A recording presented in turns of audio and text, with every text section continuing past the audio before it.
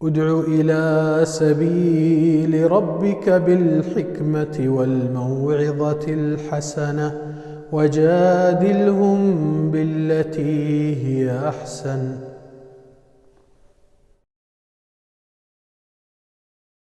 الحمد لله والصلاة والسلام على رسول الله وعلى آله وصحبه اجمعین. السلام علیکم ورحمۃ اللہ وبرکاتہ. نبی صلی اللہ علیہ وسلم کی تربیت میں ایک بہت بڑا اچھا عمدہ انداز ہے. آج زندگی میں ہم وہ انداز کو کمی محسوس کرتے ہیں اس طریقے کی. وہ کیا ہے کہ بچے چھوٹے رہنے سے ماں باپ ان کو کافی نگلیکٹ کر دیتے ہیں. یعنی کہ مسجد میں بھی جب چھوٹے بچے آتے ہیں، چھوٹے مطلب تمیز رکھتے ہیں، یعنی کہ ان کو کچھ بھی بتاؤ بولو وہ لوگ سنتے ہیں، یعنی 4-5 سال کے، سمجھداری اتنی تو رہتی ہے. تو بعض بچوں کو بڑے لوگ بالکل ان کو مسجد کو لے جانا بھی پسند نہیں کرتے ہیں. کس بہانے سے؟ کہ بچہ دوسروں کو ڈسٹرب کریں گا، بچے کو کوئی چیز معلوم نہیں ہے، بچہ ہی چھوٹا ہے. تو اسی طریقے سے ماں بھی اپنی بیٹیوں کو بالکل چھوٹے جیسے ان کو ویسی ہی ڈیل کر کے ان کو اور منیمائز کر دیتے ہیں، چھوٹے کر دیتے ہیں. یہ چیز غلط ہے.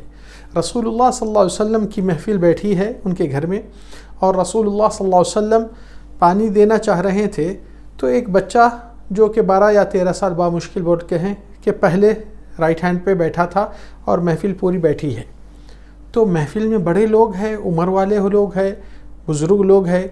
تو نبی صلی اللہ علیہ وسلم اس بچے کی ایک عزت اور مقام اور اس کو بڑوں کی طرح ڈیل کر کے فرمائے، یا غلام اتأذن لی ان ابدأ بالشیوخ، اے بیٹے آپ اجازت دیے تو میں بڑے لوگوں سے شروع کر سکتا ہوں، یعنی کہ پانی ڈالنا. تو وہ غلام بچہ 12 سال کا یا 13 سال کا بامشکل، وہ اس کی سمجھ دیکھیے. تو اس نے دیکھا کہ یہ معاملہ نبی صلی اللہ علیہ وسلم ڈال رہے ہیں اور پہلا میرا نمبر آ رہا کیونکہ میں ان کے سیدھے ہاتھ پہ ہوں. تو اس نے کہا اللہ کے نبی، اللہ کی قسم آپ کے ہاتھ کا حصہ مجھے پہلے آنا چاہیے، میں کسی کو کمپرمائز نہیں کرتا ہوں. کیا مطلب؟ کہ نبی صلی اللہ علیہ وسلم اس بچے کا بھی لحاظ کیے ہیں کہ اس کا ایک مقام ہے، اس کا ایک مرتبہ ہے، اس کی ایک عزت ہے. تو معاملہ نبی صلی اللہ علیہ وسلم بڑے لوگوں سے معذرت خواہ ہو کر بولے معافی چاہتا ہوں، وہ اپنا حق نہیں چھوڑنا چاہ رہا. آج کتنے ماں باپ آ کے بیٹھتے ہیں، بچوں کو کمرے میں بھیجا دیتے ہیں، جاؤ وہاں بیٹھو. بڑے لوگوں کے ساتھ بیٹھنے دو، اٹھنے دو، مسجد میں آنے دو، بڑے چیزوں کے ساتھ سیکھ سکتا ہے. آپ خود ایک مثال لے لیجئے.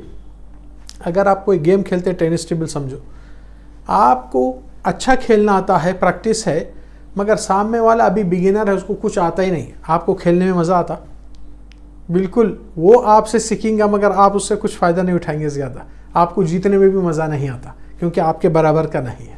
تو بچوں کے اندر ہمیشہ ایک خواہش اور خوشی رہتی ہے جب بڑوں کی نقل کرتے ہیں. جیسا کہ آپ دیکھتے ہیں چھوٹے بچیاں بڑوں کے شوزوں میں پیراں ڈال کر بڑوں کی چپلاں پہنتے ہیں. ماں باپ دادا دادی کے چشمے لے کر پہن کر اپنے آپ کو بڑا بتاتے ہیں. کتنے ایسے عادتیں ہیں بچوں میں، وہ لوگ بڑھنا چاہ رہے ہیں، ماں باپ ان کو منیمائز کر کے نہیں، تم کو کچھ نہیں معلوم، ہم جو بولے ویسا کرو. ان کی چوائس اور ان کے اختیارات کو لمٹ کر کے ان کو پیک کر دیے ہیں. تو وہ باقی کا ذہن کے کریٹو مائنڈ ہو ہی نہیں سکتا ایسا. تو آپ اس کے ذہن کو لمٹ بلاک مت کرو، اس کو ملٹی چوائس دو، دیکھو انہیں کیسا سوچ رہا، پھر اس کی سوچ میں اس کو بتانا نہیں بیٹا یہ اس کو نہیں سلیکٹ کرتے، اس کو سلیکٹ کرتے کیونکہ یہ چیز کا فائدہ یہ ہے، اس کا نقصان یہ ہے. آپ جب اس طریقے سے چوائس اور چانس دیتے ہیں، بچوں کا ڈیولپ اور ان کے بہت چیزیں زندگی کے سیکھنے کے مل جاتے ہیں. آپ سوچئے کہ رسول اللہ صلی اللہ علیہ وسلم ہم کو اور آپ کو ایک چیز سکھا. نبی صلی اللہ علیہ وسلم مسجد میں ہیں، نماز پڑھ رہے ہیں، سجدے کی حالت میں ہیں. وہاں پر حسن اور حسین آئے، ان کے پیٹھ پر سوار ہو گئے، اور نبی صلی اللہ علیہ وسلم نماز باجماعت پڑھ رہے ہیں، امام ہیں اور پورے لوگ صحابہ کرام پیچھے ہیں. نبی صلی اللہ علیہ وسلم کا سجدہ اتنا لمبا طویل ہو گیا ہے کہ بعض صحابہ کہتے ہیں ہم کو ڈر ہو گیا کہ نبی کو کچھ بچھو کاٹ دیا کیا، کچھ بے ہوش ہو گئے کیا. اتنا لمبا سجدہ تو کبھی نماز میں نہیں کیے تھے نبی صلی اللہ علیہ وسلم، غیر معمولی سجدہ تھا. تو پھر نبی صلی اللہ علیہ وسلم اللہ اکبر بول کر اٹھے. پھر سلام پھیرنے کے بعد نبی صلی اللہ علیہ وسلم صحابہ کرام کو توجہ سے فرما کر کہے شاید آپ لوگ میرے طویل سجدے سے پریشان ہو گئے. اصل میں معاملہ یہ تھا کہ میں گھر میں جب رہتا ہوں میرے نواسوں کے ساتھ کھیلتا ہوں تو میں ان کے لیے گھوڑا بن جاتا ہوں، وہ لوگ میری پیٹھ پہ سوار ہوتے ہیں۔ ابھی میں سجدے میں تھا تو لوگ داخل ہو گئے اور سمجھے میں ان کے لیے سواری بنے ہوا ہوں، تو لوگ میری پیٹھ پر بیٹھ کر مجھے کھیل کی طرح استعمال کر رہے تھے۔ تو میں نہیں پسند کیا کہ بچے ڈسٹرب ہو جائے، ان کا دل نہیں بھرا ابھی، حالانکہ فرض نماز پڑھا رہی۔ تو آپ سوچئے نبی صلی اللہ علیہ وسلم بچوں کے دل کو کہاں تک لحاظ لے کے پوری امت کو لے کے فالو کرے ہیں۔ تو اس سے معلوم ہو رہا ہے کہ بچہ چھوٹا بھی رہا تو اس کو درد دکھ تکلیف پہنچنے نہیں دینا چاہیے، بلکہ اس کے اندر محبت اور خوشی اور اس کو اور بھی سکھانے کے لیے آپ کے اندر ایک جستجو اور تڑپ پیدا کرنا، اس کو بھی اور آپ کے اندر بھی۔ تو ہمیشہ ماں باپ بچوں کو نگلیکٹ کر دیتے، سب چیز اس کو معلوم ہو جاتا، بعد میں سمجھ جاتا، بعد میں نہیں۔ آپ کا رول ہے کہ اس کو سمجھانا اور اس کو بڑے بڑے محفلوں میں لے کر جانا تاکہ وہ سیکھ سکے۔ کیونکہ ماں باپ اکثر یہ غلطی کرنے سے کیا ہوتا، بچہ اچانک ایسی بڑی غلطی کر دیتا ہے کیونکہ ماں باپ اس کو چانس ہی نہیں دیے، کبھی دیکھے نہیں اس کو یہ موقع پر، تو شرمندگی بہت ہوتی ہے ماں باپ کو، کیونکہ اس نے وہ غلطی پہلی بار ان کو نظر آئی، حالانکہ وہ کرنے والا تھا اگر بیٹھتا تو آپ کے کچھ محفلوں میں۔ پھر اس میں اور ایک چیز ہے کہ ہمیشہ بچوں کو ڈیپینڈ آن سیلف کرنے کے لیے ان کو گائیڈ لینا اور اچھے چوائسوں میں آپ سلیکٹ کر کے دینا، پھر ان سے آپ انداز لگانا کہ ان کی تھنکنگ وہ کیسی بن رہی ہے، کیونکہ بچوں کی ذہنیت آپ ہی اس کو ٹھیک کر سکتے ہیں اور اس کا تھنکنگ وے کا ایمانی تھنکنگ پیدا کرنا سوچو، کیونکہ نبی صلی اللہ علیہ وسلم کی گائیڈ لائن اور ان کی تربیت کبھی غلط نہیں ہو سکتی۔ ہمارے دنیا کی ہوشیاریاں بہت غلط ہو سکتی، اس لیے آج اکثر دیکھتے ہیں ماں باپ آ کر بچوں کی شکایت لے کر آتے ہیں کہ ہمارا بچہ ضدی ہو گیا، بہت ضدی ہو گیا۔ ضد کون ڈالے اس میں؟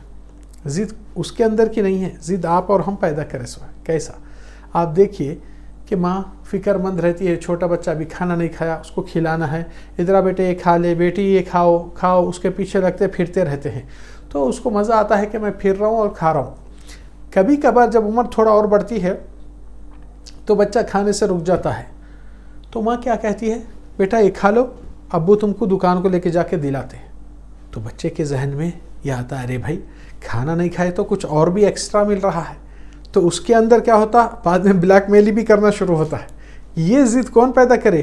آپ کا کہنا۔ ہمیشہ بچے کو اس طریقے سے مت کہو کہ بیٹا یہ کھا لو، آپ کو ابو ٹرال کر کے بائک پہ لے جاتے یا کار میں لے جاتے یا یہ دلاتے یا وہ دلاتے، یہ لالچ ایسا مت دو۔ اس کو اگر بتانا ہے بیٹا آپ کھاؤ، اگر نہیں کھائیں گے تو آپ کمزور ہو جائیں گے، آپ کا دوست آپ کو ہرا سکتا، آپ کو گرا سکتا، آپ کو مار سکتا، آپ کمزور نہیں ہونا۔ تو اس کے اندر ایک ہمت جڑانے والی بات، اس کے اندر کی ویکنس بتا دیجیے کہ اس کا نقصان کیا ہوتا۔ ایسا لالچ مت دیجیے اوپن کہ تم یہ کھائے تو تم کو وہ ملیں گا، تو اس کے اندر ڈیمانڈ آتے نہیں، میں نہیں کھاتا ہوں جب تک کہ میرے کو وہ دلائے، تو آپ ان کے ڈیمانڈ نہیں کر پائیں گے پورے، تو ضد اور زندگی بھر طویل چلتے رہیں گی۔